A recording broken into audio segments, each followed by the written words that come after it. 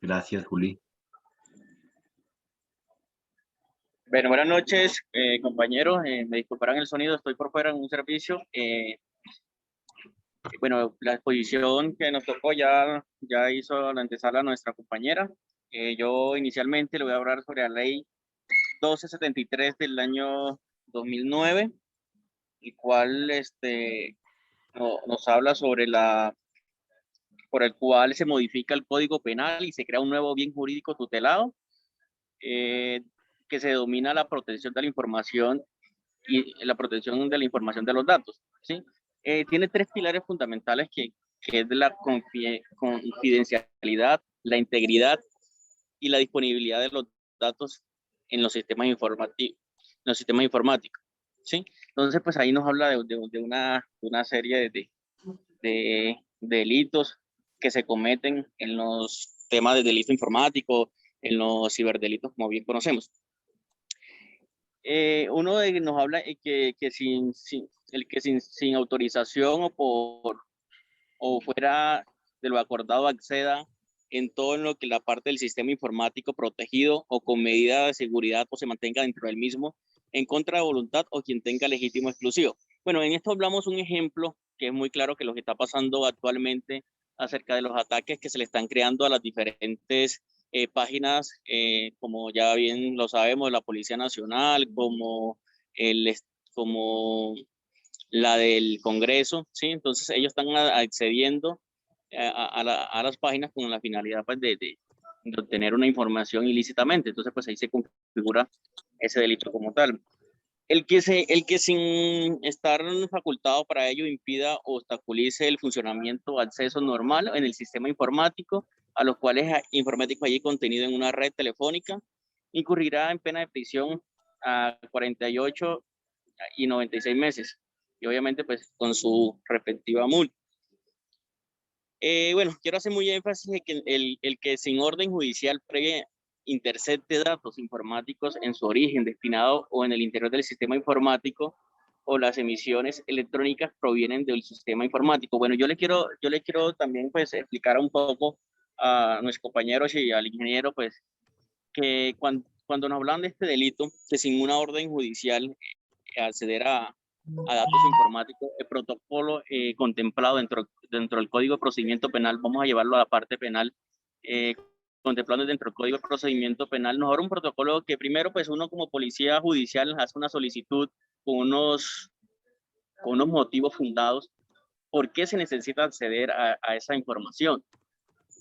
Una vez ya el fiscal pues tenga esa información, se va a una audiencia ante un control un juez de control de garantía, ¿sí? Para hacer un control previo y una vez ya den la orden, la policía la ejecute, la policía judicial la ejecute, pues, y se tenga la información, también toca llevarla a un control posterior para así mismo legalizar la información. Entonces, eso nos habla el protocolo, pero el que si lo hace a contrario a la ley, pues ya está incurriendo entre 36 a 72 meses de prisión. Bueno, el que sin estar facultado para ello destruya, dañe, borre, deteriore o altere o suprima datos informáticos en un sistema de tratamiento de información o sus partes componentes lógicos incurrirá de pena a 48. Bueno, esto nos habla también, lo quiero llevar mucho a colación a la parte penal, ¿sí? Cuando nosotros tenemos un elemento material probatorio, evidencia física, ¿sí? Y tenga que ver con los sistemas informáticos. Es decir, nosotros realizamos un allanamiento, encontramos un computador donde le alteraron y le modificaron los elementos por los cuales nosotros teníamos la diligencia. Un perito informático de la unidad se va a dar cuenta pues que fueron alterados, borrados esos elementos y también está incurriendo en ese delito. Entonces, eso es lo que quería llevar a colación, doctor. Entonces, sigue mi compañero Bonet. Bien, Alexis. Me gusta cómo expones, viejo. Gracias, doctor. Profesor, qué pena, hay compañeros que están esperando orden de ingreso. En la puerta no hay nadie, viejo. Compañero, buenas noches. Ingeniero, buenas noches.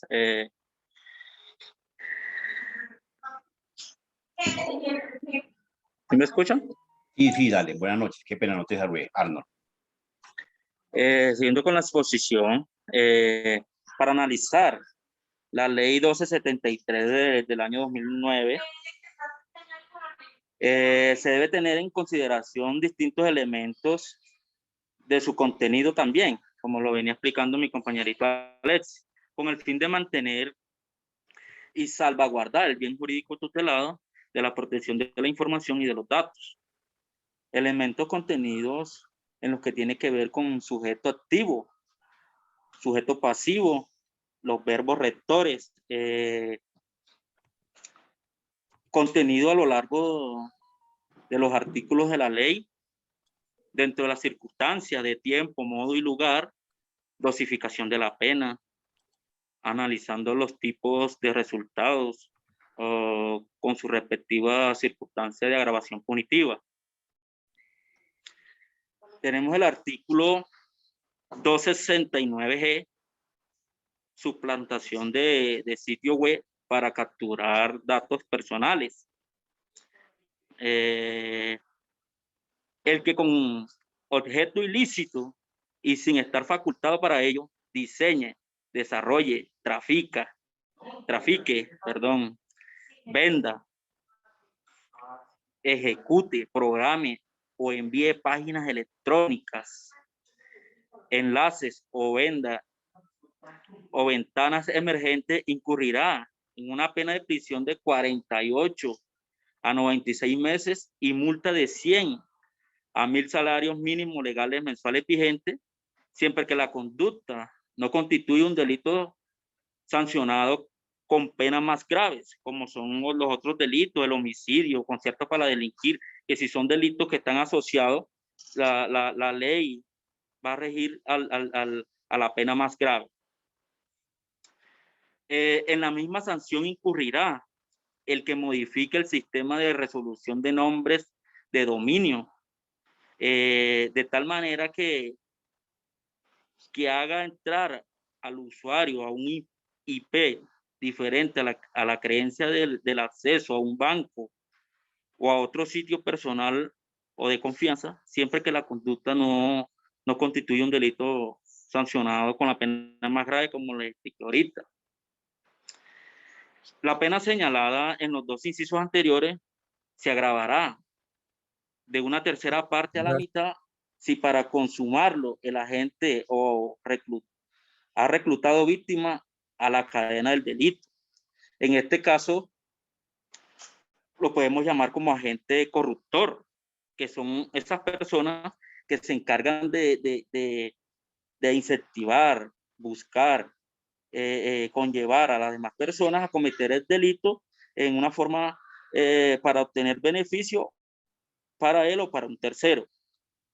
Seguimos con el artículo 269H. Circunstancia de agravación punitiva. Las penas imponibles de acuerdo con el artículo descrito en este título, que es el 1, se aumentarán a la mitad, a la tercera cuarta parte, si las conductas se confieren, primero, sobre redes o sistemas informáticos o de comunicaciones estatales, oficiales o del sector financiero, nacionales o extranjeros, como es muy claro, ese punto 1. Punto 2, por servidor público en ejercicio de sus funciones. Bueno, los particulares solo son responsables ante las autoridades por infringir la Constitución y la ley, y los servidores públicos lo son por la misma causa o por omisión o extralimitación en el ejercicio de sus funciones. En este caso, pues yo, que soy funcionario público de la Policía Nacional, la pena se me agravará en una tercera o cuarta parte cometiendo uno de estos delitos informáticos que hemos venido mencionando. Tercero, aprovechando la confianza depositada por el poseedor de la información o por quien tuviera un vínculo contractual. Como ejemplo, vínculo contractual es un acuerdo de voluntades mediante el cual una parte se obliga con otra a dar información, a entregar. Cuarto, revelando o dando a conocer el contenido de la información en perjuicio de otros. Quinto, obteniendo provecho para sí o para un tercero. Sexto, con fines terroristas o generando riesgos para la seguridad o defensa nacional. Este delito relacionado con la defensa nacional se ve mucho en las fuerzas militares y de policía, el mal llamado comercio con el enemigo, que es cuando funcionarios comercian con entregar información por medio de redes para que se cometan estos atentados contra la seguridad y defensa nacional. 7. Utilizando como instrumento a un tercero de buena fe, la modalidad del engaño. 8. Si quien incurre en esta conducta es el responsable de administrar la información, el manejo o control de dicha información, además se le impondrá hasta por 3 años la pena de inhabilitación para el ejercicio de la relacionada con el sistema de información procesada por computación o computacionales. Pasamos al capítulo 2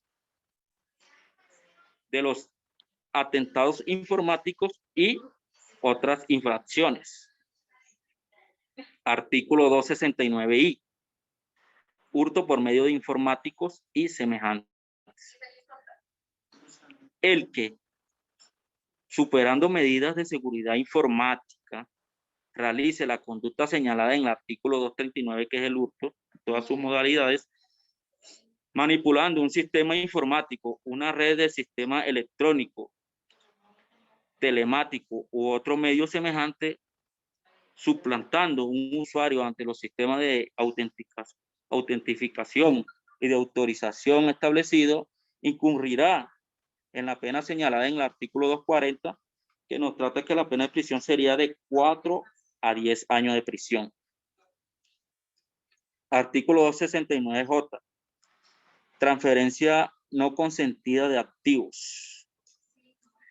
El que, con ánimo de lucro y valiéndose de alguna manipulación informática o artificio semejante, o sea, en modalidad del engaño, consiga la transferencia no consentida de cualquier activo en perjuicio de un tercero, siempre que la conducta no constituya delito sancionado con pena más grave, incurrirá en una pena de prisión de 48 a 120 meses de prisión y una multa de 200 a 1.500 salarios mínimos legales mensuales vigentes.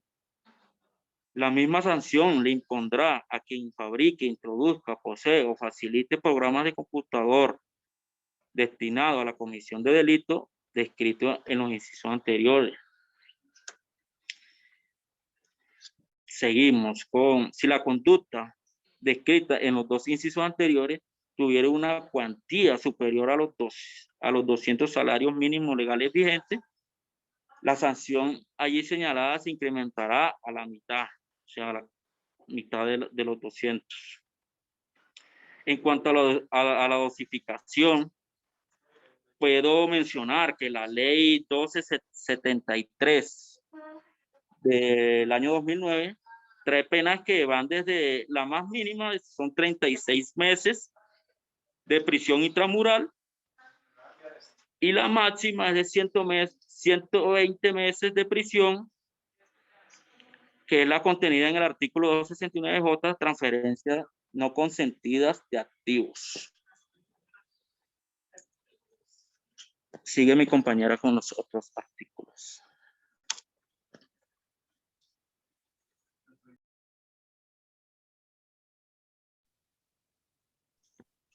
Profesor, buenas noches. Disculpe, yo soy participante del grupo, pero es que hay una compañera que corresponde al grupo, pero no la deja ingresar. No sabe por qué. Le pide el ID de Zoom.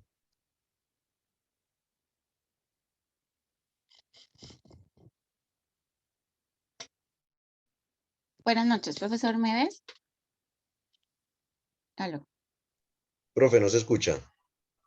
Profe, tiene el Profesor, micrófono. tiene bloqueado. Gracias, gracias.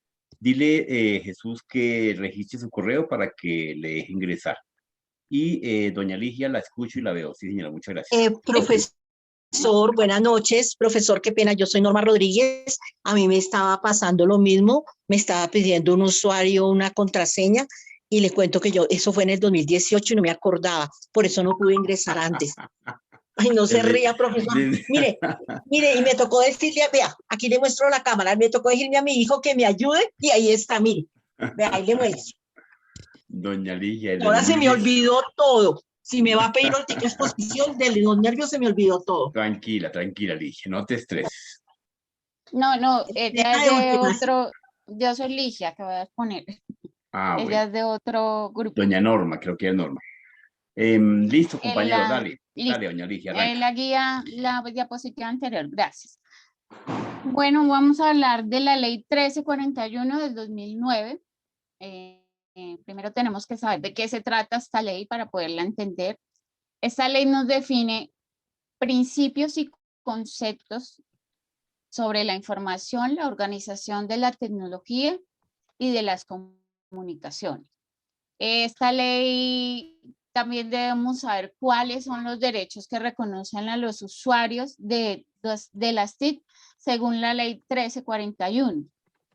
Los derechos en esta ley de la Constitución Política del Estado propiciara que todo colombiano tiene derecho al acceso a las tecnologías de la información, las comunicaciones básicas. También nos dice que nos permite ejercer derechos como libertad de expresión, como para difundir nuestro pensamiento. La presente ley también nos dice que tenemos que proteger al usuario. Son unas normatividades que da esta ley, que es proteger al usuario, la cobertura de las redes, calidad de servicio, administración adecuada, eficiencia de los recursos, regulación central y vigencia, libre acceso y garantizar el acceso público al Internet. La ley 1342 de 2009 se crea. En esta ley también hay un punto muy importante que debemos ver, que es que se crea la Agencia Nacional del Espectro, lo que significa, es una entidad colombiana que brinda soporte técnico al Ministerio de Tecnología de la Información, de Comunicaciones, en la planeación, atribución, vigencia de las mismas. La siguiente diapositiva nos dice que en el servicio de radiodifusión sonora, por medio de esta ley, sigue funcionando.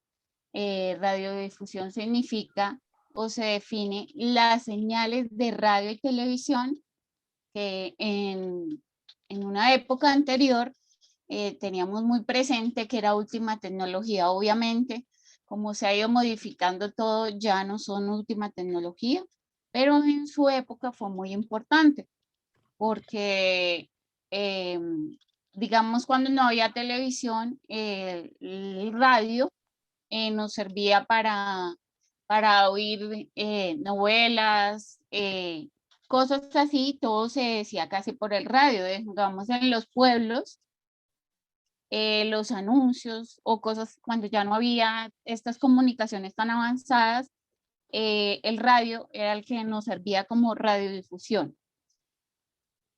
También los sistemas tradicionales nos dicen que la radiodifusión es ondas, unas ondas cortas y medianas. La señal de radio es unas ondas electromagnéticas que se cargan con antenas. También tenemos los servicios de radiodifusión que se definen como dos: una sonora para servicio de radiodifusión sonora y otra por televisión. También la investigación nos da la promoción, el desarrollo de las tecnologías de la información y de las comunicaciones, como es la política, en la forma política del Estado, que involucra a todos los sectores, los sectores a nivel educativo, a nivel cultural, a nivel económico, a nivel social, político, para incrementar así una productividad y una conectividad para que todos tenemos derechos para tener. Y también una parte social muy importante porque tenemos por medio de las TIC, de las nuevas tecnologías, muchas, ¿cómo se dice? Muchas Herramientas, nuevas recursos. muchos recursos para manejarlo a nivel educativo, por ejemplo, como lo hacemos nosotros, que ya no somos presenciales, estamos muchas personas y estamos haciendo la universidad por medio de la parte virtual.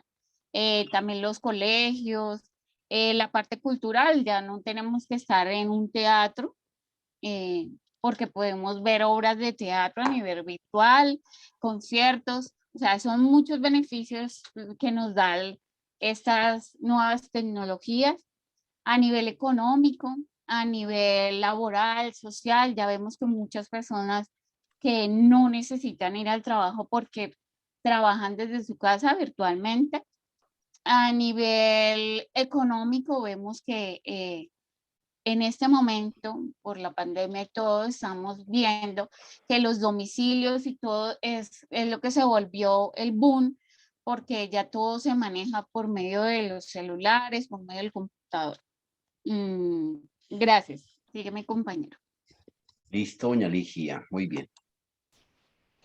Buenas noches. Bueno, en este caso encontramos uno de los principios orientados de la Ley 1341, que es la prioridad del acceso y uso de las tecnologías de la información y las comunicaciones. Bueno, esta inicialmente se divide en dos actores, ¿sí? Tenemos al Estado, que está representado por medio del Ministerio de las TICs, que es creado en el año 2009. Pero en sí, lo que sufre es una transformación, porque pues teníamos al Ministerio de las Telecomunicaciones, que adopta pues las tecnologías de la información, y pasa pues a llamarse Ministerio de las TICs. Este está creado y su enfoque para el desarrollo y la accesibilidad de las tecnologías de la información.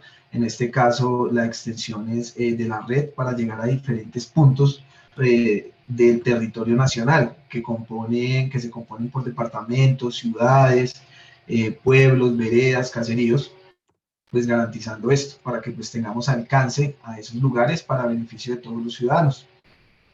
Es importante resaltar que en el 2009, en la creación de la Ley 1341, al momento que el Ministerio de las TIC hacía una licitación, ellos como tal, voy a hacer un ejemplo, ellos solicitaban una red de conectividad de Bogotá a FACA, pero ellos decían, quiero que vaya por el río Bogotá, por hacer un ejemplo.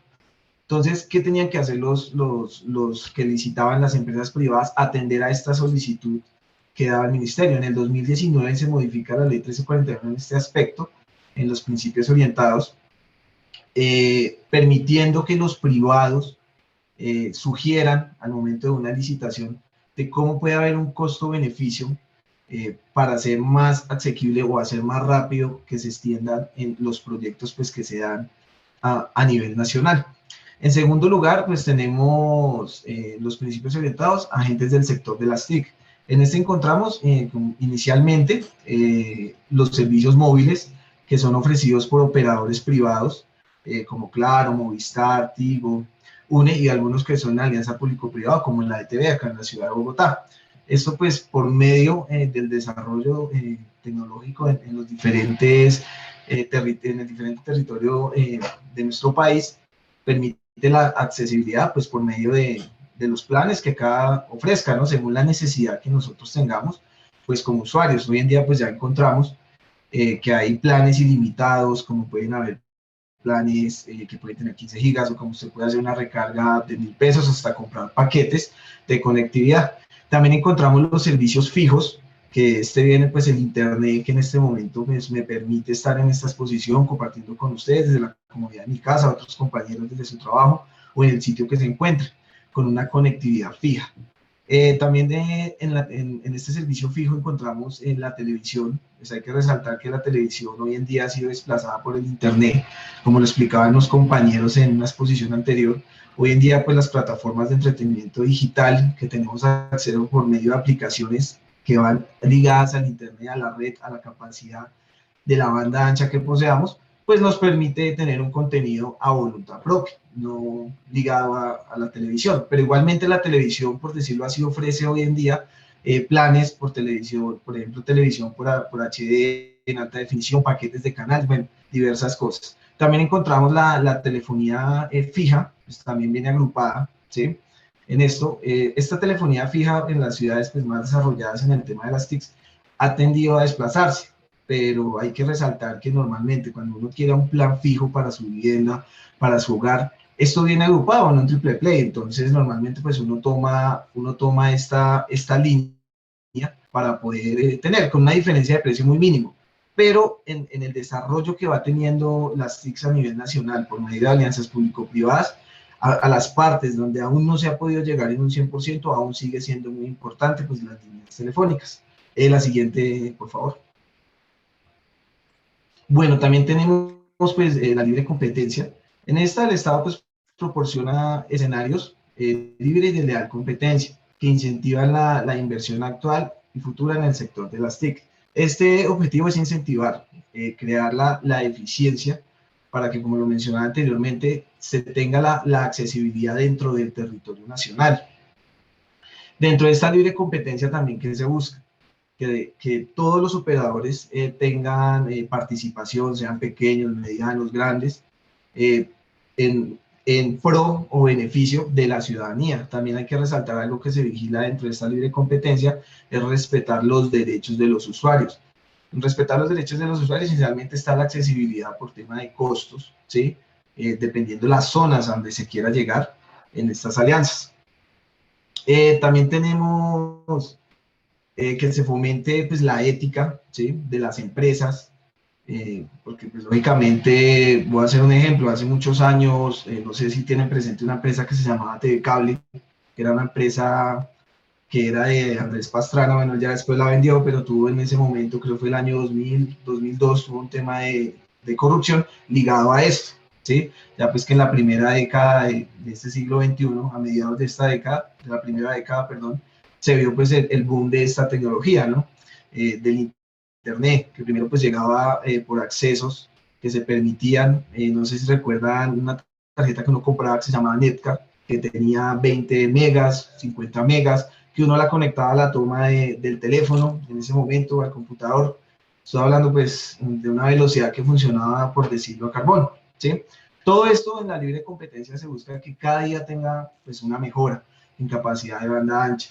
Y como tal, pues en lo que menciono, hay algo muy prioritario que es para el gobierno hoy en día en el desarrollo, que es primordial llevar esta conectividad a las zonas más retiradas, a las zonas más vulnerables, sean en ciudades, sean en zonas rurales. Por ejemplo, el gobierno el año pasado, cuando se presentó lo de la pandemia, que todos pasamos a una virtualidad, más que todos los estudiantes, aquí en Bogotá, por ejemplo, las personas que estudian en colegios distritales, que por su aspecto económico de sus familias no podían acceder a un internet, no lo tenían, no tenían un computador, tienen un celular, que mi papá se lleva el celular, bueno, en fin, viene la noche. Todo esto el gobierno lo trata de combatir por medio de las alianzas también público-privadas dentro de la libre competencia, permitiendo, pues el año pasado el gobierno adquirió 500.000 computadores, ¿sí? entre computadores, sistemas de información, tablets, y también adquirió SIM card que tenían datos y temas de minutos ilimitados para acceder a estas personas, pues, y que no se viole pues su derecho a la conectividad. Sigue mi compañero Héctor, gracias. Muy bien, Kevin. Así se expone, viejo. Muy buenas noches, profesor. Muy buenas Don noches. Héctor Bella. ¿Sí me escucha, profesor? Sí, señor, perfecto. Muy buenas noches, profesor. Muy buenas noches, compañeros. Siguiendo con la temática esta, su mejor instrucción. Vamos a hablar del uso eficiente de la infraestructura y los recursos escasos. Esto está dispuesto en el numeral número 3 del artículo número 2 de la ley 1341 del 2009. Dice: el Estado se encuentra en la obligación de fomentar el despliegue y el uso eficiente de la infraestructura para la provisión de redes de telecomunicación y los servicios que sobre ella se puedan presentar, así como promover el óptimo aprovechamiento de los recursos escasos con el ánimo de generar competencia, calidad, eficiencia y beneficios al usuario. Cuando hablamos de infraestructura, esto hace referencia a los elementos necesarios para operar y gestionar en torno a la TIC empresarial. Todo ello se utiliza para ofrecer un servicio y una solución de las TIC. La CRC, que es la Comisión de Regulación de Comunicaciones, es la autoridad competente para expedir todas las regulaciones de carácter general y particular en la materia relacionada con el régimen de competencia, los aspectos técnicos y económicos relacionados con la obligación de interconexión y el acceso y el uso de instalaciones esenciales, recursos físicos y soportes lógicos necesarios para la interconexión, así como la remuneración por el acceso, el uso de redes e infraestructura, precios mayoristas, el régimen de acceso y el uso de redes, los parámetros de calidad de los servicios, los criterios de eficiencia del sector y la medición de los indicadores sectoriales para avanzar en la sociedad de la información y en materia de solución de controversia entre los proveedores de redes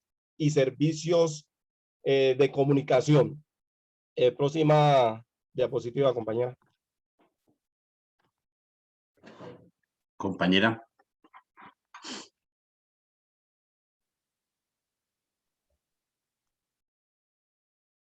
Bueno, acá vamos a hablar de un tema demasiado importante, que es la protección de los derechos del usuario. Nos dice en la diapositiva, es el Estado que velará, el Estado velará por la adecuada protección de los derechos de los usuarios de las tecnologías de la información y las comunicaciones, así como por el cumplimiento de los derechos y deberes derivados del ABAP Data asociados a la presentación del servicio. Para tal efecto, los proveedores y operadores directos deberán presentar sus servicios a precios de mercado y utilidad razonables en los niveles de calidad establecidos en los títulos habitantes o en su efecto dentro de los rangos que certifiquen las entidades competentes idóneas en la materia y con información que esta debe ser clara, transparente, necesaria, veraz y anterior simultánea y de todas maneras oportuna para los usuarios que tomen sus decisiones ante cualquiera de estas empresas. Ya nos explicaba pues el profesor en ciertas ocasiones que a veces pues nos venden un paquete de datos y pues no es lo que nos dice en la publicidad.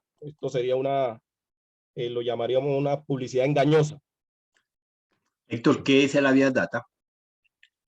El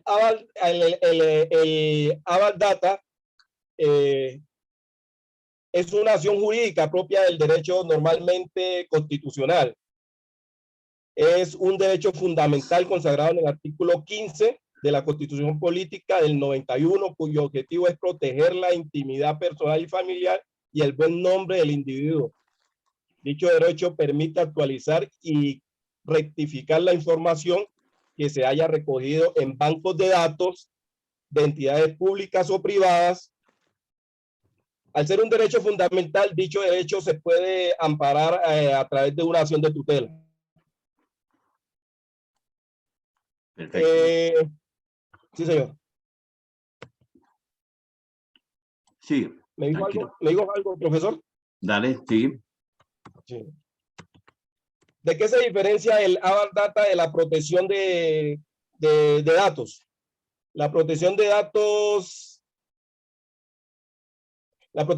personales va mucho más allá que un simple Aval Data, ya que la protección de datos personales adicionalmente establece una autoridad de protección de datos, la Superintendencia de Industria y Comercio, a diferencia de un juez de tutela, la cual puede investigar y sancionar el incumplimiento de las regulaciones. Esta regula la autorización para el tratamiento de datos, los cuales deben ser previa, expresa e informada. Regula la transparencia de datos personales a terceros países. Regula la seguridad, confiabilidad y el manejo de la información. Regula la finalidad de recolección de datos personales. Regula el tratamiento de datos sensibles.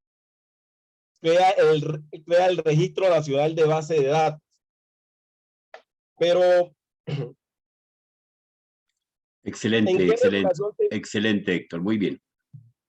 ¿En qué regulación se basa la norma colombiana sobre la protección de datos personales?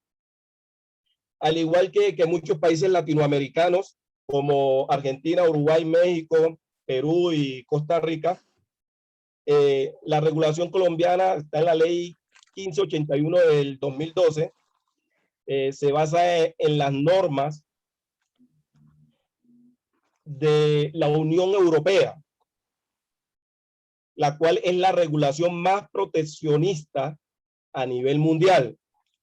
Ante la ley 1585 del 2012, se había expedido en Colombia la ley 1266 del 2008, que regula el Aval Data financiero, crediticio, comercial y de servicio. Como dato adicional, ¿qué países latinoamericanos cumplen con estos estándares de la Unión Europea? Pues solo hay dos países, que es Argentina y Uruguay, que cumplen con todas estas normas de la Unión Europea. Para nuestra protección de datos, y si algún día pues tenemos algún problema de que estos datos resulten en otros lados, como muchas veces se ha presentado, ¿qué podemos hacer? Primero, vamos a realizar un reclamo directo a la empresa. Esta empresa tendría 15 días pues para darnos respuesta sobre por qué nuestra información está en otros sectores, en otros lados. Podemos realizar una denuncia ante la Superintendencia de Industria y Comercio.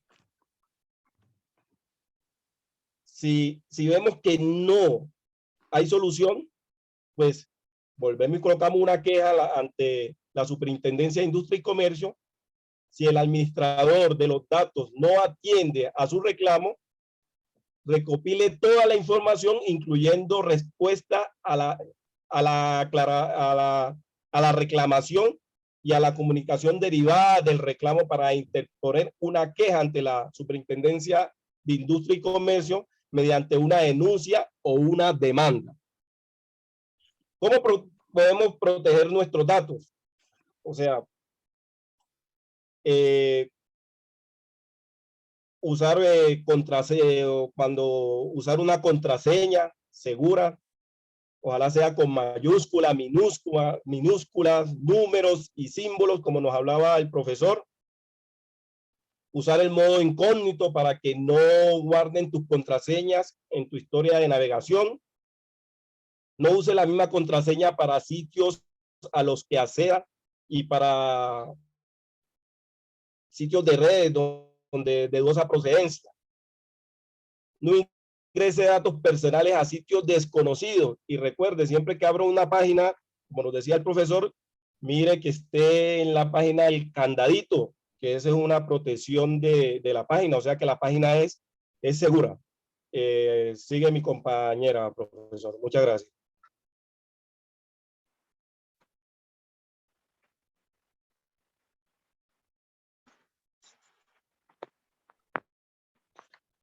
Muy bien, don Héctor, te defendiste con una sola lámina. Perfecto. Muy buenas noches, profe. Mi querida Buenas Yuri, noches, compañeros. buenas noches. ¿Cómo están? Bueno, continuando con la exposición acerca de la protección de los datos, profundizando un poco en el tema de nuestro compañero Héctor, el habeas data, en cuanto al ordenamiento jurídico colombiano, hay que tener en cuenta que Colombia tiene una transformación en cuanto a que es un Estado social de derecho y ha venido con la construcción de la Constitución de Política de 1991, donde ella fortificó una carta de derechos con el fin de garantizar que los integrantes, digamos, tuvieran, digamos, una dignidad humana y habla también de que la habeas data por lo anterior, hablando de que se fortificaron estos derechos. A través de este artículo se pretendía pues analizar que las habeas data y su conexidad con los derechos fundamentales venían con un fin que era el de aplicar la virtud y la normatividad vigente en los pronunciamientos de los temas que se habían abordado en las altas cortes. En la siguiente diapositiva, por favor, vamos a hablar acerca de la promoción de la inversión. Este es un tema muy interesante y muy importante porque, digamos, este fue un artículo el cual se modificó por el artículo 3 de la ley de 1978 del 2019, en donde habla de que todos los proveedores de redes y servicios de telecomunicaciones tienen la igualdad de oportunidades en cuanto para acceder al uso de los espectros, y deben contribuir en el Fondo Único de Tecnologías de la Información. Este Fondo de Tecnologías asignará, ¿sí? Digamos que este fondo se hace por un bienestar social. ¿Cuál es la razón, el motivo? Que este fondo sea el que, digamos, con sus recursos asigne, digamos, para las poblaciones rurales y provea los recursos de inclusión digital. Entonces, digamos que este fondo se creó fue exactamente, digamos, para apoyar y para promocionar todos, digamos, todo lo que es el tema de las comunicaciones y la tecnología. Bueno, también la radiodifusión, para promover la radiodifusión, todo lo que es la televisión pública, la promoción de todo lo que son contenidos de multiplataforma y también para la preservación de la cultura. Entonces, digamos que todos esos proveedores de redes y de servicios conjunto con el Estado, ellos garantizan y tienen, digamos, como la obligación de brindarle a los usuarios, en este caso, pues a nosotros, un servicio de calidad, donde nosotros pueda llegar este servicio hasta el último rinconcito pues del planeta. La idea cuál es, que se haga el mayor aprovechamiento de estos recursos con un enfoque productivo en el sector rural y en el sector urbano, ¿sí? De acuerdo a lo que establece pues la ley. Sigue el otro compañero, por favor. Muchas gracias. Ok. Buenas noches, profe, buenas noches, compañeros. Bueno, respecto a lo dicho anteriormente por los compañeros, yo quiero adicionar algo y que me parece importante, y es saber qué es un delito informático. Acerca de lo que significa esto, hay muchas definiciones, pero una definición que me parece importante es la que da el convenio de la ciberdelincuencia del Consejo de Europa, debido a que este consejo entra en vigencia a través de la ley 1928 del 2018. Es a raíz de esta ley que Colombia empieza a adoptar políticas. Pero, ¿qué dice este convenio? Nos dice que los delitos informáticos son todos aquellos actos dirigidos contra, como lo decía el compañero, la confidencialidad, la integridad y la disponibilidad de los sistemas informáticos.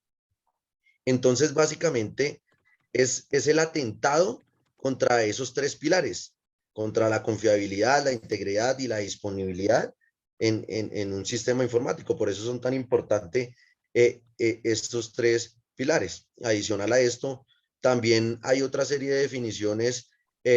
Por ejemplo, hay una muy importante que trae la OCDE, que es la Organización de Cooperación para el Desarrollo Económico, que nos dice que son conductas ilegales que no están autorizadas y que involucran el procesamiento de datos.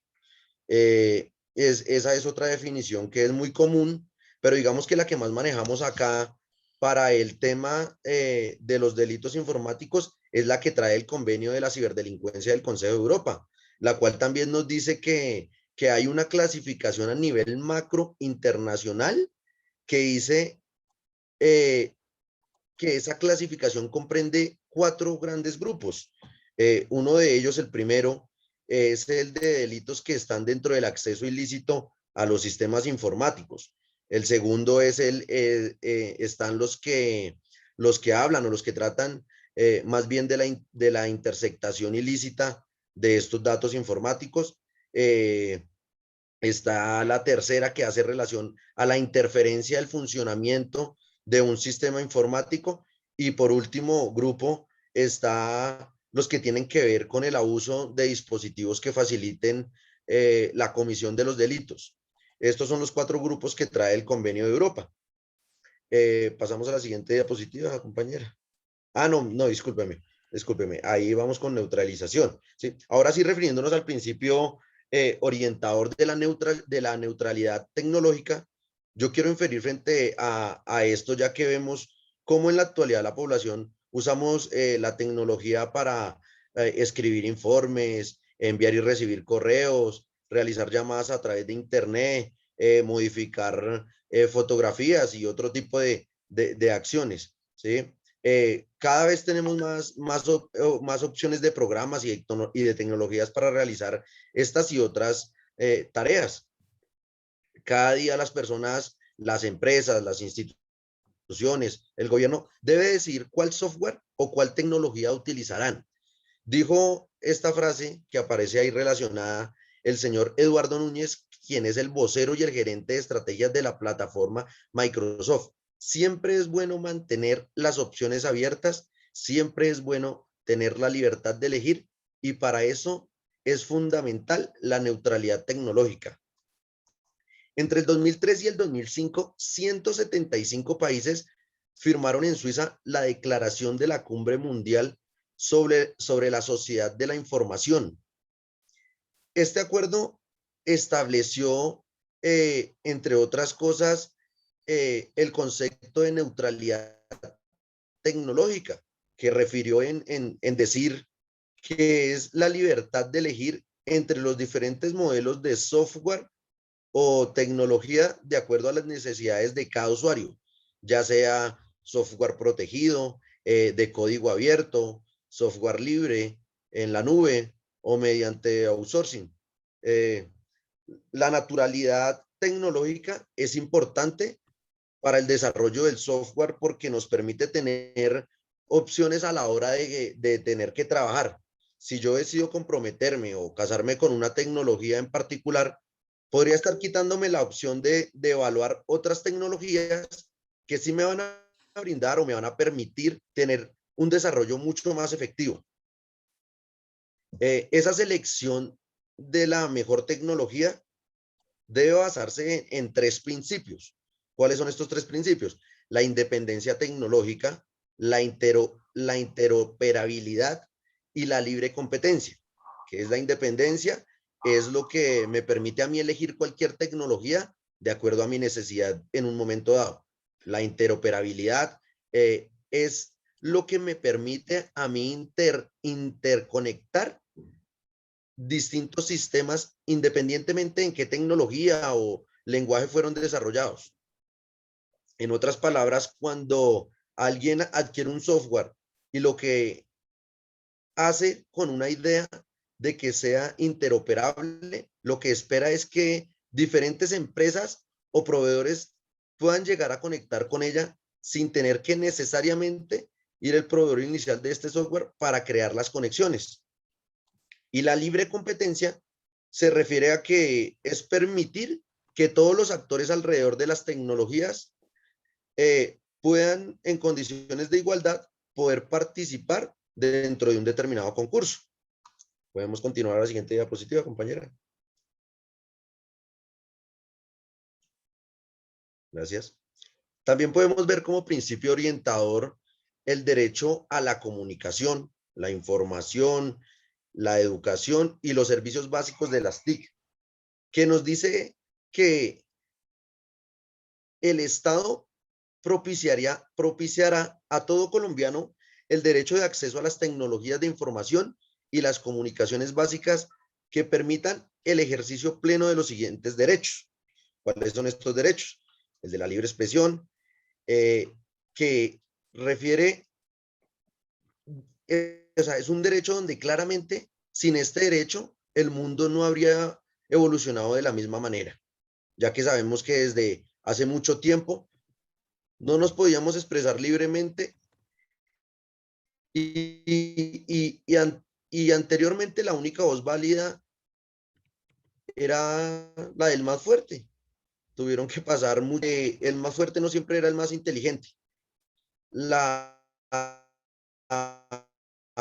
mejor forma de garantizar que las ideas de los demás fueran escuchadas por medio de este derecho fundamental, que gracias a eso, nuestras ideas, nuestros pensamientos, y así avanzar en muchos campos. Este derecho tuvo tanto éxito que es por eso vivimos ahorita rodeados de teléfonos, televisores, como computadores y demás medios tecnológicos que nos permiten una libre comunicación. También podemos ver el derecho a la educación y al acceso al conocimiento, donde es un derecho clave para el desarrollo de otros derechos. Por eso este derecho es tan importante, que hace que cuente con ciertas características esenciales. Características como para cubrir con la totalidad de la población para poder educarse, la aceptabilidad, lo que quiere decir que los programas de estudio deben ser adecuados culturalmente, la adaptación, que refiere a que es la adaptación, valga la redundancia, de los cambios en la sociedad. Y por último, la accesibilidad, donde de ninguna manera se puede prohibir el acceso a ningún individuo, a una institución, a la educación y adquirir nuevos conocimientos para desenvolvernos ante la sociedad. Dentro de estos derechos también se encuentra el derecho al libre desarrollo de la personalidad, el cual es el derecho, es claro en indicar que es la libertad que tenemos como seres humanos para tomar las diferentes decisiones respecto a nuestra vida, como por ejemplo en la religión, en la sexualidad, creencias, gustos, a definir nuestra vida. ¿Sí? Eso es todo, compañeros. Continuamos. Gracias. Bueno, como lo decía el compañero anterior, Jesús, el Estado está en el deber de propiciar a todo colombiano el acceso a las tecnologías de la información y las comunicaciones básicas. Entonces, entre otros de los derechos que se deben permitir el ejercicio pleno, son pues el derecho a informar y recibir la información veraz e imparcial, o sea que no vaya a ser ninguna información pues errónea o alguna fake news, como se dice ahora. También está pues en el tema de que tienen que tener acceso a la educación, el acceso al conocimiento, a la ciencia, a la técnica y a los demás bienes y valores de la cultura. Entonces, pues para esto, para que se suplan pues todos estos derechos y que se dé el ejercicio pleno de estos derechos, el Estado ha desarrollado programas para que la población pobre y vulnerable que de pronto no estén en las capacidades y no tengan unos ingresos fijos, como lo son pues la población rural, ellos puedan tener acceso y uso a las plataformas de la comunicación, en especialmente pues a que tengan acceso a internet, y así con esto se pueda disminuir pues la brecha digital existente en el país. Profe, ahora sigo con otra diapositiva porque lo intercalamos, ¿listo? No te preocupes, dale.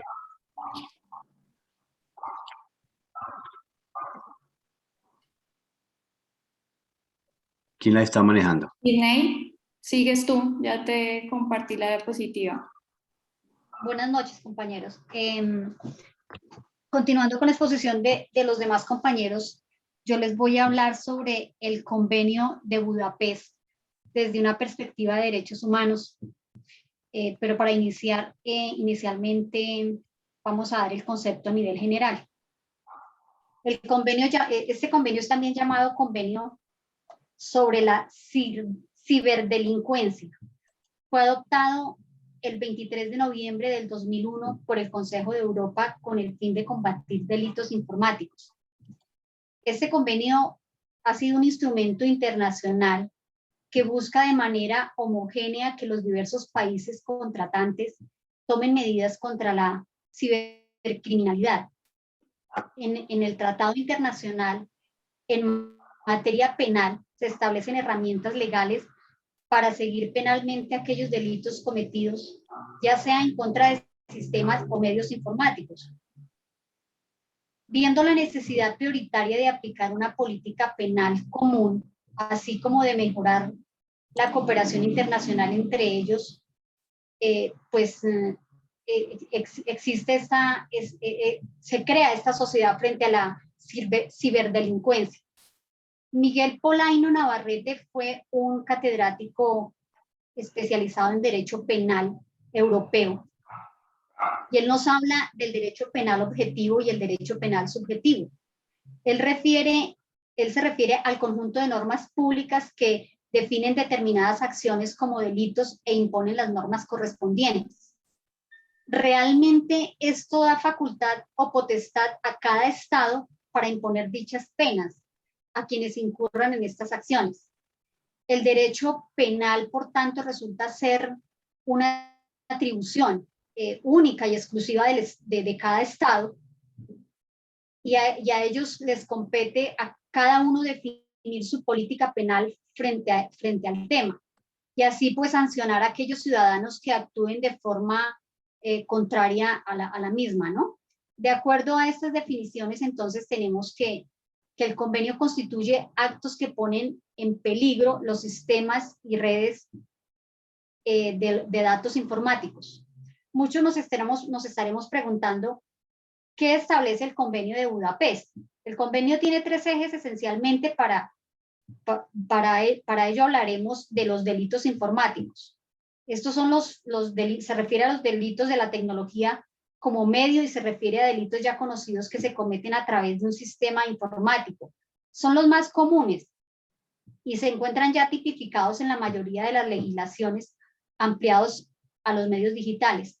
Por ejemplo, el fraude informático o la falsificación de datos digitales, delitos relacionados con el contenido que se establecen como delitos o aspectos de la producción, posesión, la distribución electrónica de la pornografía infantil, delitos relacionados con infracciones a la propiedad intelectual, que se refiere a la producción y difusión en Internet de contenido protegido por los derechos de autor, sin la debida autorización del mismo, ¿no? También podríamos hablar aquí de otro eje importante que serían las normas procesales. Aquí se establecen los procedimientos para salvaguardar la evidencia digital y así también las herramientas relacionadas con la... Igual verlo conmigo sola. ¿Perdón? Ni siquiera ves conmigo nada. No estoy viendo. Ay, amor, ¿puedo quitar un poquito los audífonos? Alguien tiene un micrófono abierto, qué pena. La Calderón, su micrófono, gracias.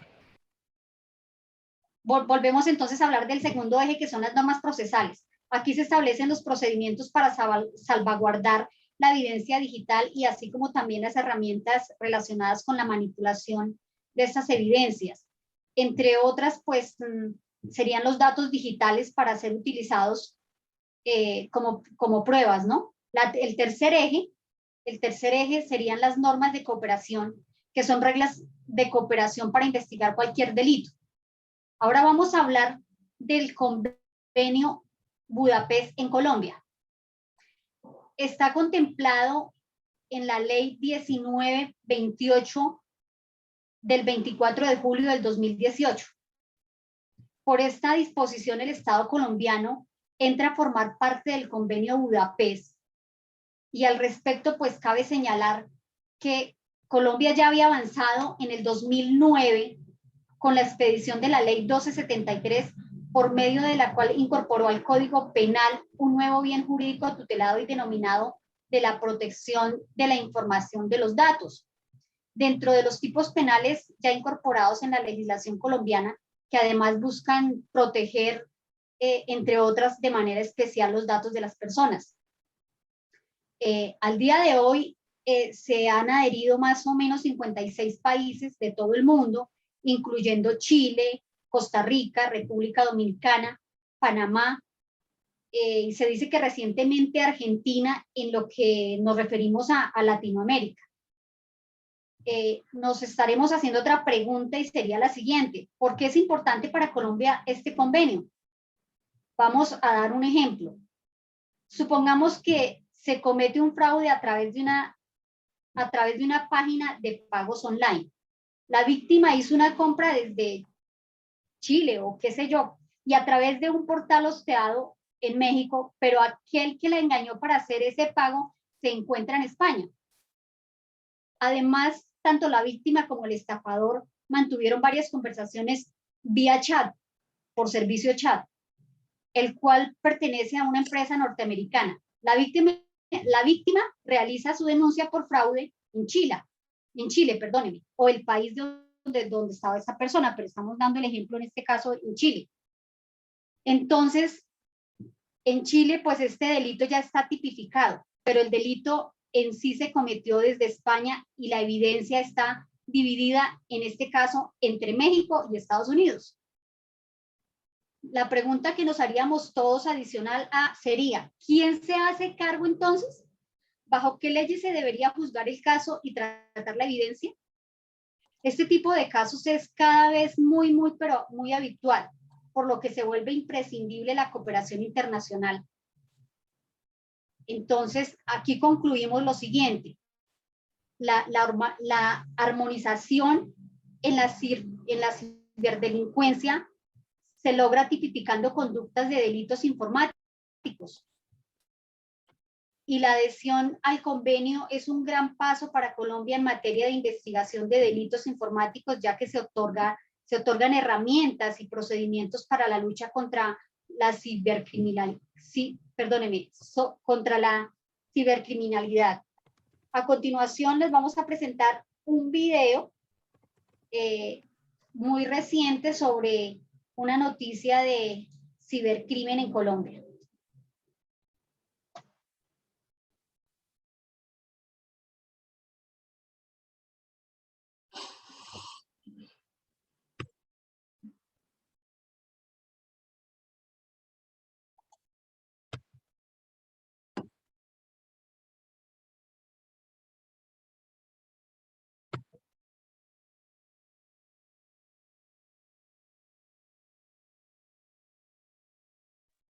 Camila, ¿no se está escuchando? No hay No sé sonido, si compañerito. lo compartiste con sonido.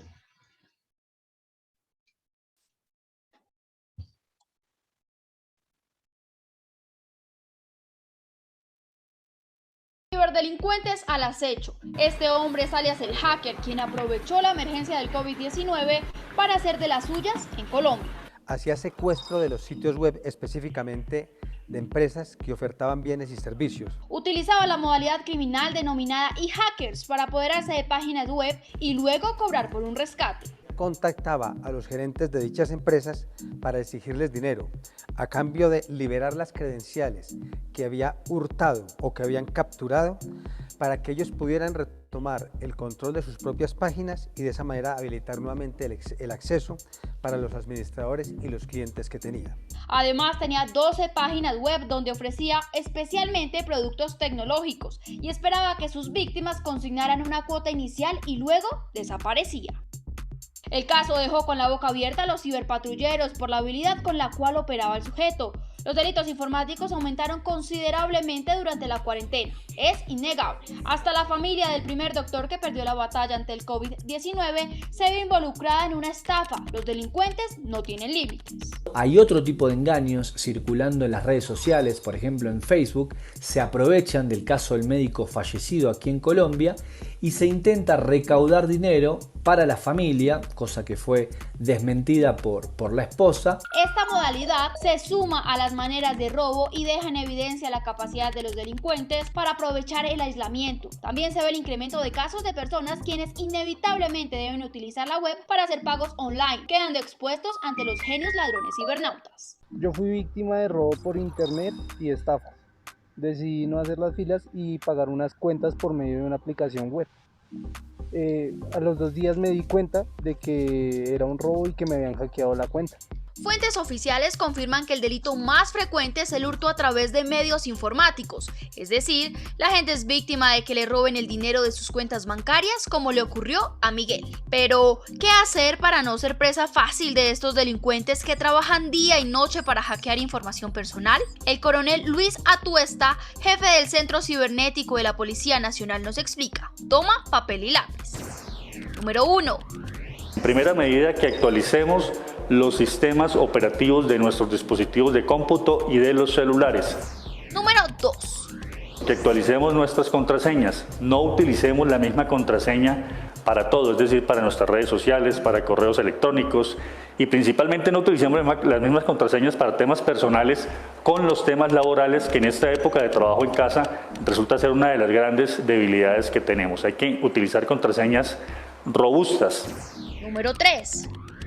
No contestemos mensajes de correos electrónicos de personas que no conocemos, ni mensajes a través de redes sociales de gente que no conocemos ni conocemos.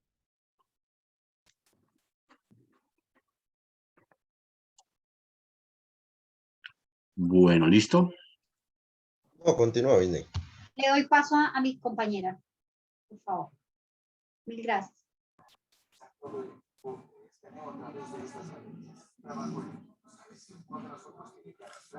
¿Me escuchan? Buenas noches. Sí, señora. Tatiana, dale. Pasamos para las medidas que deben ser adoptadas por los estados. El Convenio Budapest establece las medidas que deben ser adoptadas por las partes. Esto en tanto a nivel de derecho penal sustantivo y también en el derecho procesal. En el derecho procesal podemos darnos cuenta que el Convenio Budapest dispone del compromiso por cada una de las partes del nivel, a nivel legislativo. Y en el derecho sustantivo establece una tabla donde se tipifica cada uno de los delitos de acuerdo al texto tratado. Damos paso a nuestra compañera María Camila.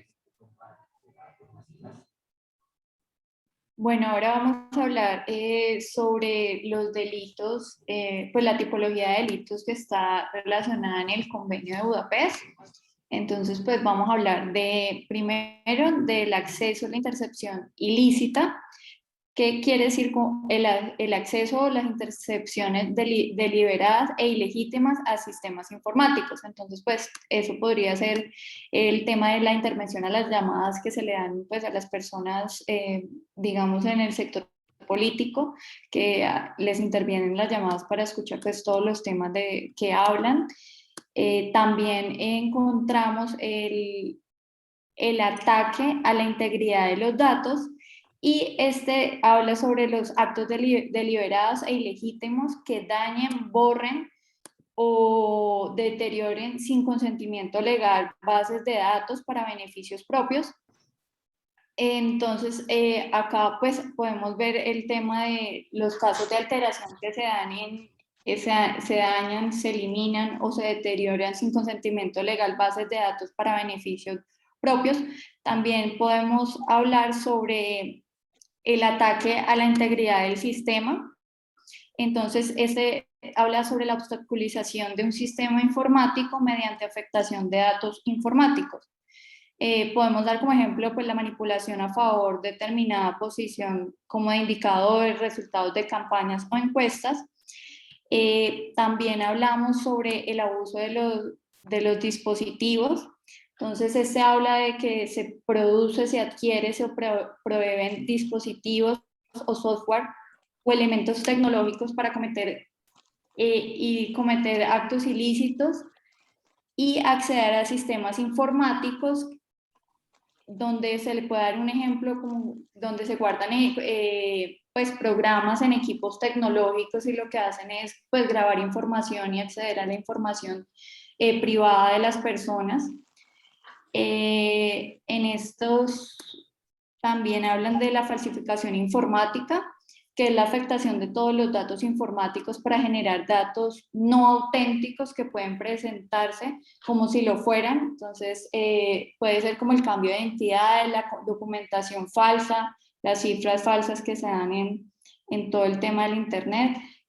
También nos habla del fraude informático, que se habla sobre el perjuicio patrimonial a un tercero a partir de una afectación o interferencia de datos informáticos. Entonces, pues es como lo que hablábamos en clase, que muchas veces nosotros en los celulares como que damos acceso a unos links que creemos que nos van a enviar a una página web segura, pero en realidad no lo está haciendo y lo que hace es pues robarnos todos nuestros datos.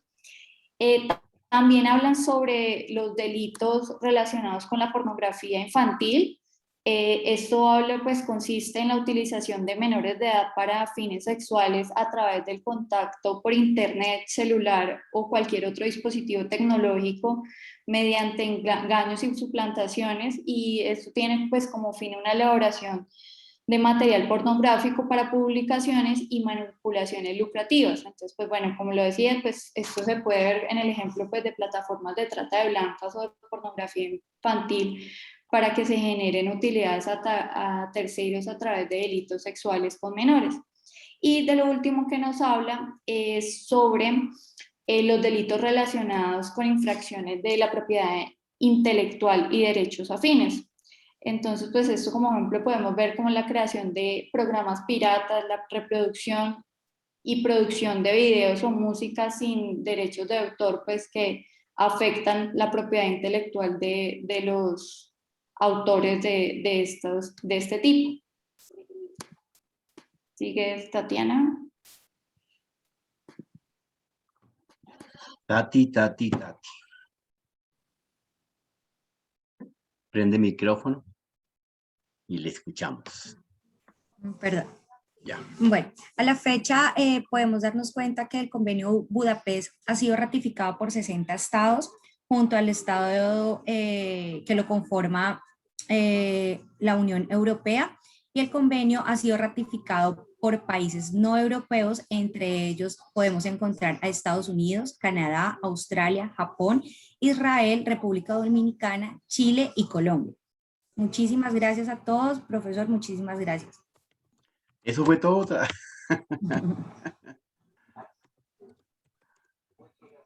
Era que menos me ha hablado.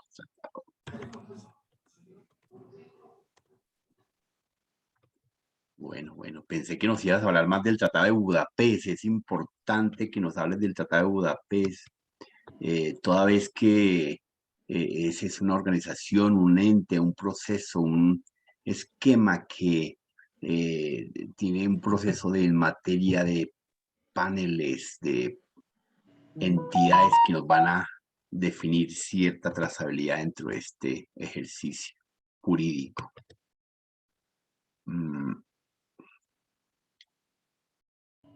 Profesor, yo falto por el anterior grupo. ¿Normita? Sí, señor, ¿me escucha, profe?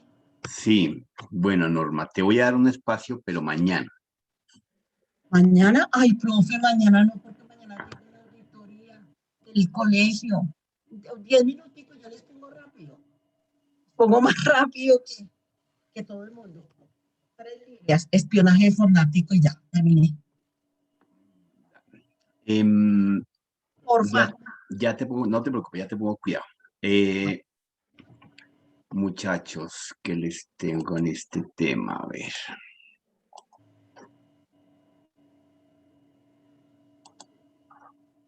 Miremos acá.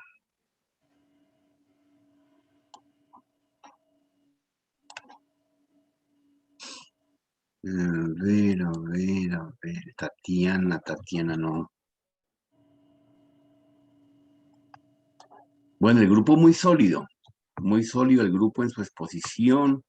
Realmente tiene muy buenos expositores, buenos dominantes del ejercicio. Los felicito porque igual que otro par de grupos, efectivamente han explicado la norma sin tener que leerla, han explicado la norma sin tener que ser fatigantes,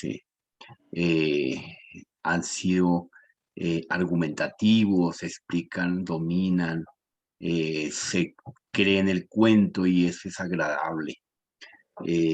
Bueno, uno de los expositores, ¿quién fue? Bueno, ya no me acuerdo. Bueno, el grupo de todas formas muy sólido, bastante. Bueno, Tatiana no la escuchamos expone y realmente no. Dos temitas de títulos y ya. Muy buenas noches, ¿cómo les va? Hasta luego. ¿Qué pasó, Tatiana? Me dejó ahí. Bueno, lo demás, pues bien. No hubo Jesús, bastante sólido. Kevin, bastante convincente, domina el tema, tranquilo, acorde a sus láminas. Don Jesús Quevedo prepara, domina, bien. Los demás igualmente son un equipo, en sí el equipo es sólido. Las diapositivas muy limpias, agradables, como las hemos pensado en el mundo profesional, en el mundo de exposición. El trabajo en grupo, bien, no tengo nada que decir ahí. Está un poco como cualquier falla tecnológica, presencial o virtual. No hay crítica. Se me quedó corta Tatiana. ¿Por qué motivo? No sabría decirles. Ella sabrá por qué motivo. No alcancé ni a escribir nada. Bueno, compañeros, démosle unos minutos a Norma para que le atendamos su requerimiento, Norma.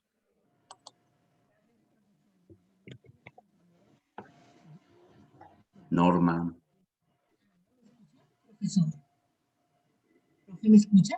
Sí, señora.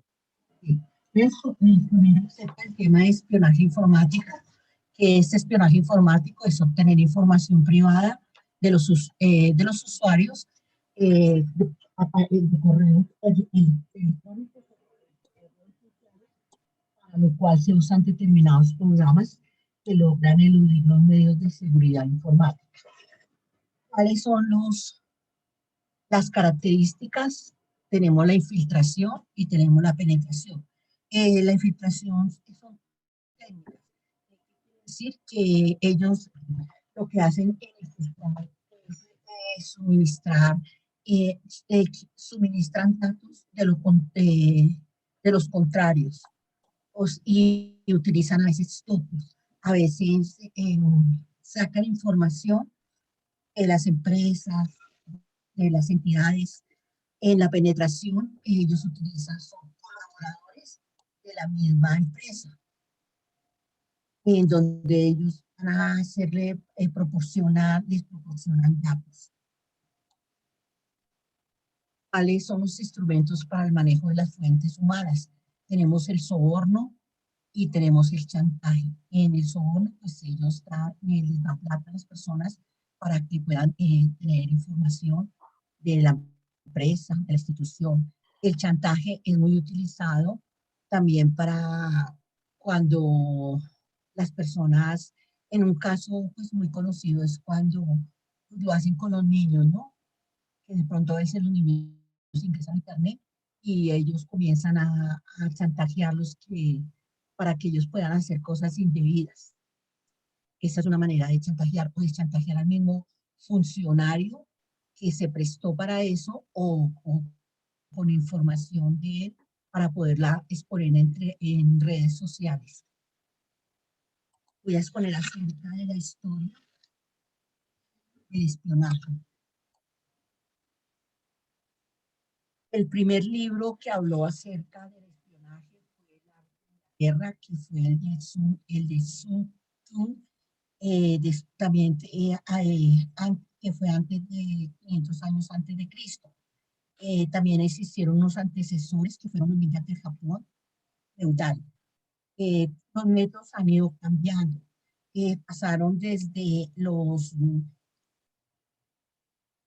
métodos han ido cambiando porque han pasado los códigos encriptados que están en la cultura, hasta los dobles agentes. También ha pasado por los telégrafos que han intervenido. Y lo que está en la actualidad son los servidores de correos al descubierto. Un caso muy conocido fue el de Hillary Clinton, donde le filtró toda la información Wikileaks. Bueno, Estados Unidos ha sufrido fuertes ataques a la integridad y seguridad de los datos. Ellos crearon la Agencia de Seguridad Nacional de la Información. ¿Qué hacen ellos? Ellos interpretan datos de la población, capturan datos de todas las comunidades, inclusive de diferentes países, llamadas telefónicas, bueno, y diferentes, lo utilizan pues para beneficio de ellos mismos y para seguridad de ellos. Uno de los proyectos más grandes que ha tenido el mundo es el proyecto Estelón. Está conformado por Estados Unidos, Gran Bretaña, Canadá, Australia, Nueva Zelanda. ¿De qué se compone este proyecto? Pues de 120 satélites, de estaciones de tierra, de radares, de submarinos y aviones espías y de estaciones de escucha. Es en la quinta, hasta la quinta figura. Es la que está del proyecto, discúlpeme, de la quinta figura, es de la estación, del proyecto se me olvidó el nombre, Estelar, es que no lo sé pronunciar, Estelar, la quinta. Bueno, tenemos un último proyecto, que es el proyecto Prisma, que es donde captura los datos de los servidores de las principales compañías tecnológicas, como Google y Facebook. También en Colombia, tecnológico notorio, y ellos pues han seguido el mismo ejemplo de Estados Unidos, de hacer como un espionaje, ¿no? Un caso más conocido fue el espionaje que hicieron desde el Departamento Administrativo de Seguridad DAS, donde pues estaban sacando interceptaciones, pues dicen que ilegales, a políticos y a las altas cortes. Bueno, ¿cuáles son las herramientas? Bueno, en la siguiente diapositiva, en el espionaje va desde microcámaras hasta satélites, en donde estas nuevas tecnologías van a extraer conversaciones, van a tomar fotografías.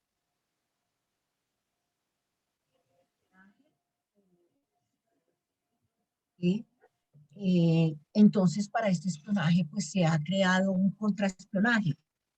¿Qué quiere decir el contraespionaje? Donde es evitar que el enemigo tenga información secreta. ¿Cómo hacen? La clasifican, información sensible, y crean desinformación. Tenemos varias tecnologías al servicio del espionaje. Entre estas están los mensajes, las tintas invisibles, tenemos los micrófonos, la segunda diapositiva, tenemos las grabadoras, las microcámaras, las computadoras y los celulares. Existen varios programas que se utilizan para eso, que son el Speedware. Este se instala en los dispositivos sin consentimiento de la persona y ellos lo que van a hacer es detectar todos los movimientos de los usuarios conectados a Internet. ¿Qué hacen? Ellos lo que tienen es un perfil comercial completo de ellos. Se apoderan de la información personal del usuario. Bueno, tenemos varios tipos de spyware. Tenemos el adware, que es donde él empieza a desplegar como una y otra vez publicidad. Tenemos los keybloggers, que roban contraseñas de usuarios. Tenemos los dialers, que discan números internacionales sin no haberlos solicitado. Estos programas se instalan en el solo por navegar por Internet. Solo por navegar en Internet. Bueno, así tenemos el Gator Gate, Internet. Bueno, la conclusión, pues la conclusión que decimos que el espionaje informático tiene que ver con mucha con todos los gobiernos del mundo, ¿no? Con esto, cuando ellos han hecho espionaje, se han tenido que cambiar funcionarios diplomáticos. Y esto que ha hecho que todos los gobiernos pues estén invirtiendo dinero para que cada día puedan encontrar mejores planes o mejores programas para poder detener este espionaje, ya que pues sabemos que todos los países, la economía de todos los países en este momento se está dependiendo de las tecnologías de la información. ¿Cuál otra conclusión tenemos? Debemos dar un buen manejo adecuado a las redes sociales y a los programas de búsqueda. Ser cuidadosos en lo que se comparte en las redes sociales. Debemos estar muy configurar la privacidad. Norita, estamos perdiendo el sonido. Ahí, ¿ya? ¿Me está escuchando mejor? ¿Me Dale, escucha mejor? dale, Señor. dale. Sí. Debemos estar la privacidad. Cuando se descargue algún programa o aplicación que sea de un sitio confiable. No debemos consultar los cafés por mes cuando queramos hacer un pago bueno, todos los procesos que nosotros hacemos con los bancos. ¿Ya ha sido cortita? Resumir. Bueno, Norita. Señor. O si le parece muy cortito. Nora, dos cosas. Ponme cuidado. Sí. ¿Por qué está fuera del grupo usted? Que mis compañeros estaban esperando que yo